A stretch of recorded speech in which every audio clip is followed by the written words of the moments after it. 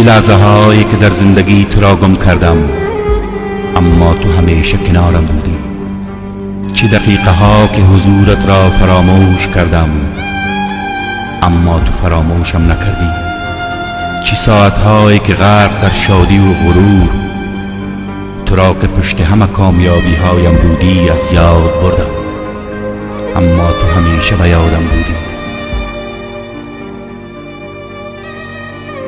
چه روزهایی که در خود فرو می رفتم و در غصه هایی که فکر می کردم تو برای تلافی کارهای بدم فرستادی دست و پا زدم، اما تو همیشه کاری کردی که به صلاح من بود.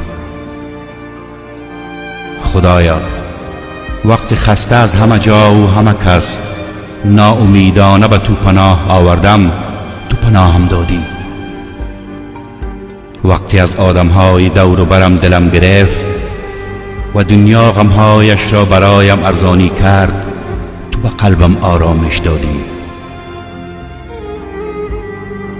خدایا، تو با حضورت به خنده هایم هدف، به گریه هایم دلیل، به زندگیم امید و به نفسهایم رنگ دادی.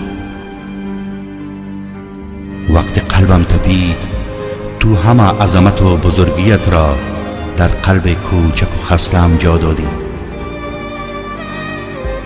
وقتی دوستانم درد دلشان را برایم گفتند و من خالصانه رو به درگاهت برایشان دعا کردم، فهمیدم که غم و غصه های دیگران بارش سنگین‌تر از غصه های خودم است.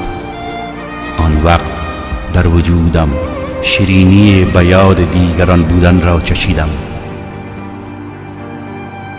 و وقتی برایم بخشیدی و از من گرفتی، فهمیدم این معادله زندگی است، نه غصه خوردن برای نداشته هایش، نه شاد بودن برای داشته ها.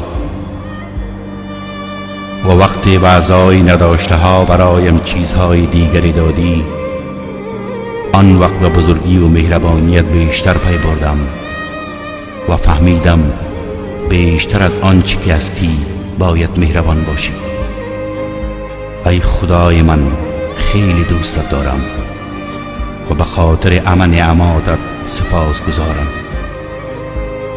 به خاطر دادنهایت، ندادنهایت، گرفتنهایت،